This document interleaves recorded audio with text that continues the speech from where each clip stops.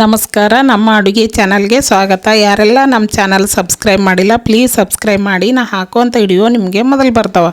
ಇವತ್ತು ಮನೆಯಲ್ಲೇ ಪುಳಿಯೋಗರೆ ಯಾವ ರೀತಿ ಮಾಡೋದು ತೋರಿಸ್ತೀನಿ ನೋಡಿರಿ. ಪುಳಿಯೋಗರೆ ಮಸಾಲ ಮನೆಯಲ್ಲೇ ಮಾಡ್ಕೊತೀನಿ ರೀ ನಾನು. ಹುಣಸೆಹಣ್ಣು ಇದ್ರೆ 10 ನಿಮಿಷದಾಗ ಪುಳಿಯೋಗರೆ ರೆಡಿ ರೀ. ಒಂದು ಸಣ್ಣ ನಿಂಬೆಹಣ್ಣಿನ ಅಷ್ಟು ಹುಣಸೆಹಣ್ಣು ತೊಗೊಂಡಿನಿ ರೀ.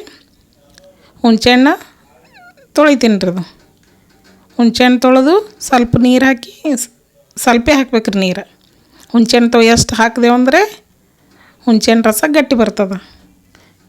ಹುಣಸೆಹಣ್ಣು ಒಂದು 10 ನಿಮಿಷ ನೆನಿಲ್ರಿ ಅದು. ಈಗ ಅನ್ನ ತೊಗೊಂಡಿನಿ ರೀ.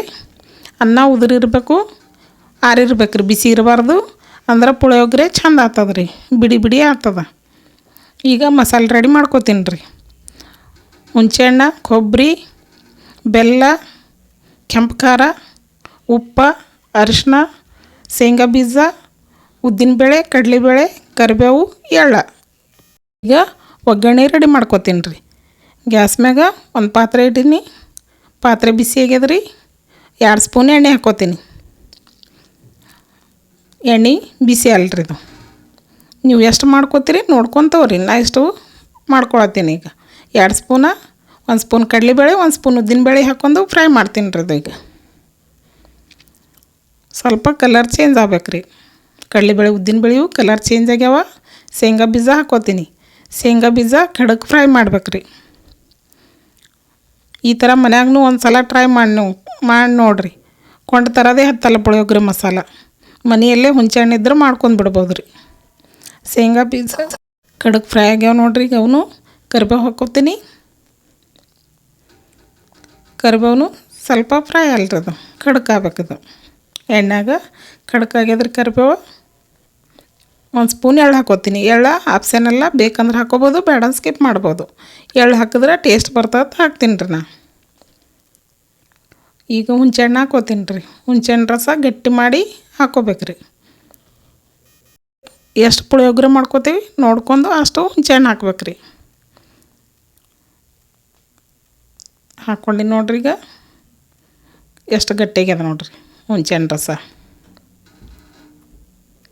ಹುಣಸೆಹಣ್ಣು ರಸ ಈ ಥರ ಗಟ್ಟಿ ಇತ್ತಂದ್ರೆ ಜಲ್ದಿ ಭಾಳ ತನಕ ಹತ್ತಲ್ರಿ, ಜಲ್ದಿ ಫ್ರೈ ಆಗಿಬಿಡ್ತದೆ ನೋಡಿರಿ.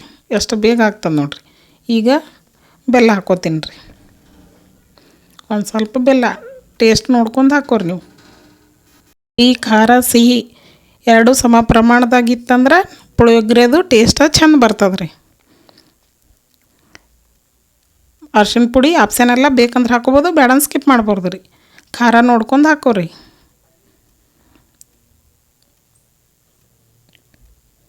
ಖಾರ ಹಾಕ್ಕೊಂಡಿನಿ ರೀ. ಈಗ 2 ಚೆಂದಾಗಿ ಎಲ್ಲ ಮಸಾಲೆ ಮಿಕ್ಸ್ ಮಾಡ್ತೀನಿ ರೀ. ಈಗ ಎಲ್ಲ ಫ್ರೈ ಆಗ್ಯದ. ಒಂದು ಸ್ವಲ್ಪ ಕೊಬ್ಬರಿ ಹಾಕ್ತೀನಿ ರೀ. ಕೊಬ್ಬರಿ ತುರಿದು ಕೊಬ್ಬರಿ ಹಾಕ್ಕೊಂಡಿನಿ. ಸ್ವಲ್ಪ ಉಪ್ಪು ಹಾಕ್ಕೊಂಡಿನಿ ರೀ. ನಾವು ಅನ್ನಕ್ಕೆ ಉಪ್ಪು ಹಾಕಿ ಮಾಡಿರ್ತೇವೆ, ಹಾಗಾಗಿ ಮಸಾಲೆಗೆ ಎಷ್ಟು ಹತ್ತದ ನೋಡ್ಕೊಂಡು ಉಪ್ಪು ಹಾಕ್ಕೋತೀನಿ ರೀ ನಾ.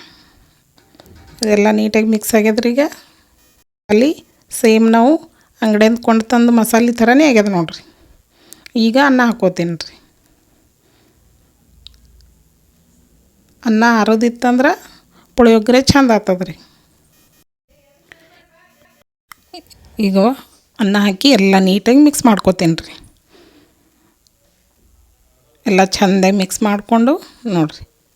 ಎಷ್ಟು ಕಲರ್ನು ಚೆಂದಾಗ್ಯದ, ಟೇಸ್ಟ್ನು ಭಾಳ ಸೂಪರ್ ಇರ್ತದೆ ರೀ. ನೀವು ಒಂದು ಸಲ ಮನ್ಯಾಗ ಟ್ರೈ ಮಾಡಿ ನೋಡಿರಿ. ನೀವು ಹುಣಸೆಹಣ್ಣು ಇದ್ರೆ 10 ನಿಮಿಷದಾಗ ಪುಳಿಯೋಗರೆ ರೆಡಿ ಆಗಿಬಿಡ್ತದೆ ರೀ.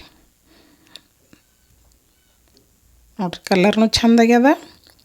ಸೇಮ್ ನಾವು ಟೇಸ್ಟ್ ಹೊರಗಿನ ತಂದಿರ್ತೀವಲ್ಲ ರೀ, ಅದೇ ಟೇಸ್ಟೇ ಬರ್ತದೆ.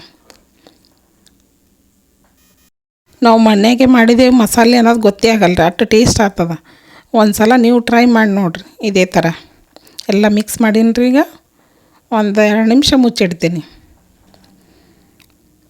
2 ನಿಮಿಷ ಆಗ್ಯದ ನೋಡ್ರಿ. ಈಗ ಪುಳಿಯೋಗರೆ ರೆಡಿ ಆಗ್ಯದ. ಎಲ್ಲ ನೀಟಾಗಿ ಇನ್ನೊಂದು ಸಲ ಮಿಕ್ಸ್ ಮಾಡ್ತೀನಿ ರೀ. ಕಲರ್ನು ಎಷ್ಟು ಸೂಪರ್ ಆಗ್ಯದ ನೋಡಿರಿ. ರೆಡಿ ಐತೆ ನೋಡಿರಿ. ನಿಮ್ಗೆ ಇಷ್ಟ ಆದ್ರೆ ಲೈಕ್ ಮಾಡಿರಿ, ಸಬ್ಸ್ಕ್ರೈಬ್ ಆರಿ. ಧನ್ಯವಾದಗಳು.